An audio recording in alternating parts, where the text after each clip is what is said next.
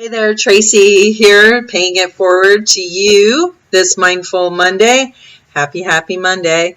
And we are continuing with the Four Agreements. So just to recap, the Four Agreements by Don Miguel Ruiz, they are as follows. And we did number 1 last week. So if you didn't see that, you could go back and watch it. Number 1 was to be impeccable with your word.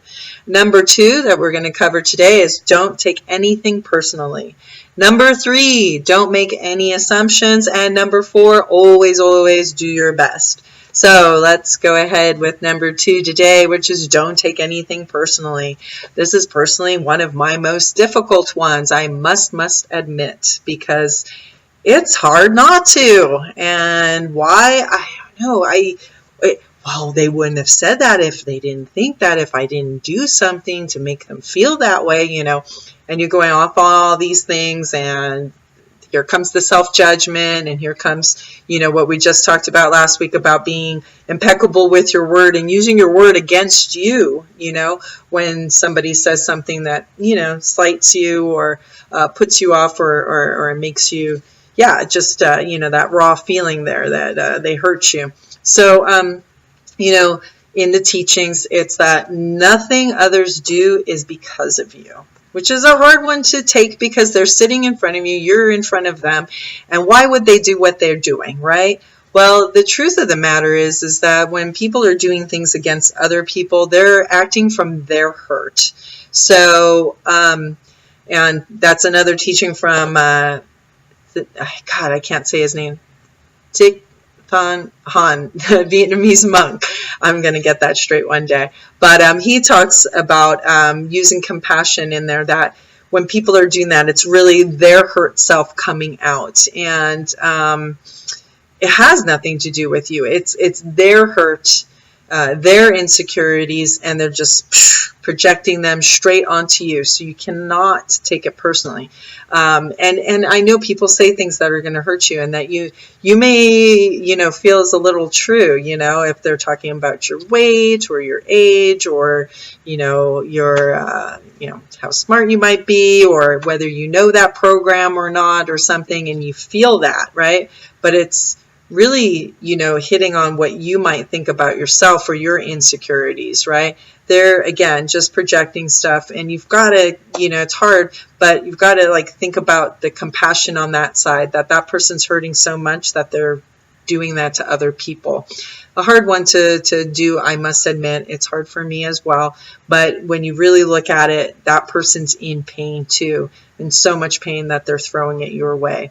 So the other thing that they advise is that what others say and do is a projection of their own reality and their own dream. And again, when you're reading the book, they talk about the dream, like we're all in the dream, and we're walking around and living in the dream, but we're unaware. So that's that dream state of just being unaware of what we're doing and why, and just taking it as fact.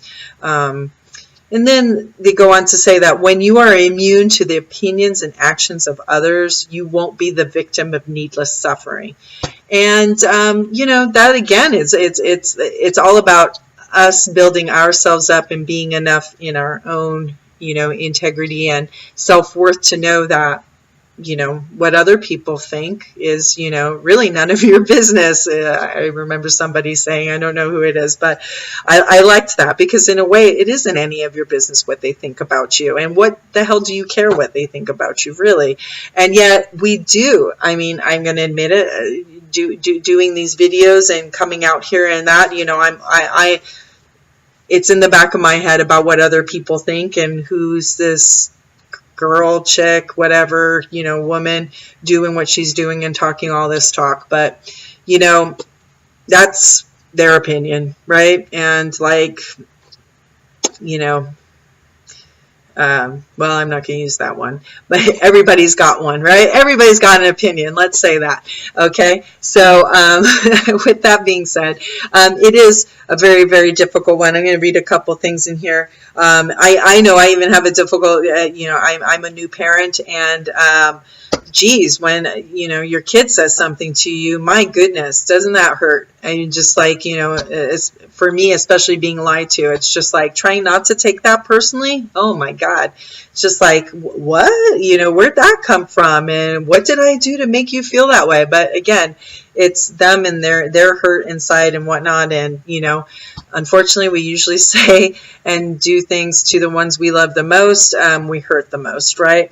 But let's see, where was I going with? I had a couple things here tabbed for this here.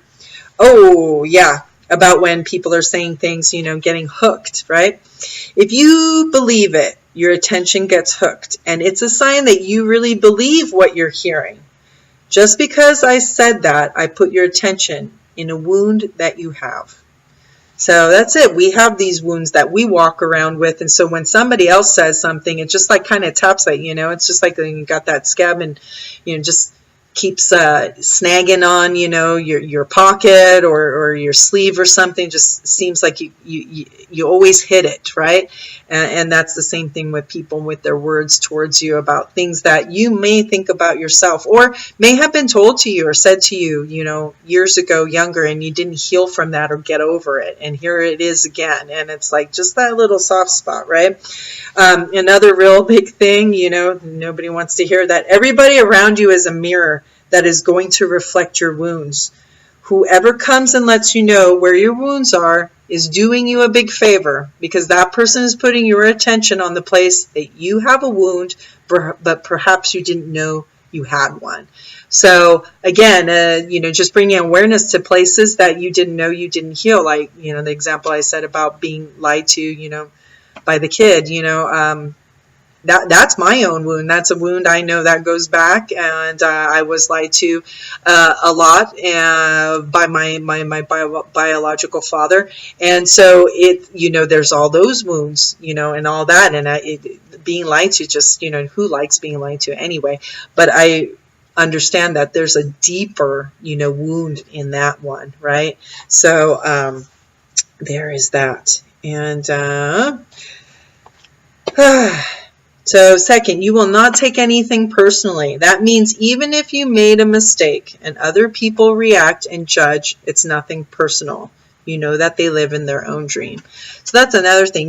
We do make mistakes. We do screw up, and people are going to have their say about it, right? I mean, people love to jump on it when you're wrong. But again, that's really hard to do too, even when you made the mistake or you were wrong, not to take what they're saying personally, right? Again, it's their dream, it's their projections of where they are. So a big one, a big harsh mellow to swallow, but really, really, really important.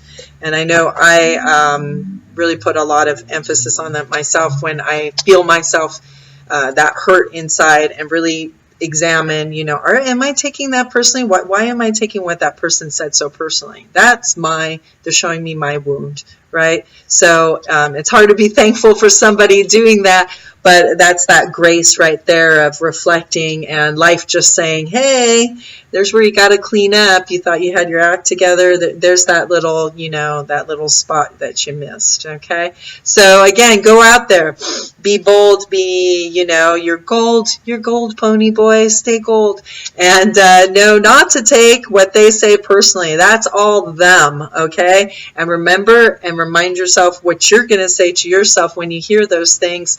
Act with number one, impeccable with your word towards yourself, and say something uplifting, right? And don't say some crap about them either, because then that's not helpful at all either. So there you go. I'll see you next week for number 3 with Don't Make Assumptions. And if you didn't catch week 1, go back and catch it, all right? I'll see you next time. And any comments below, please do like, subscribe, pass it on, share, all that good stuff. And have a happy Monday, and take that mindfulness with you through the week. And I'll see you next Monday. Cheers.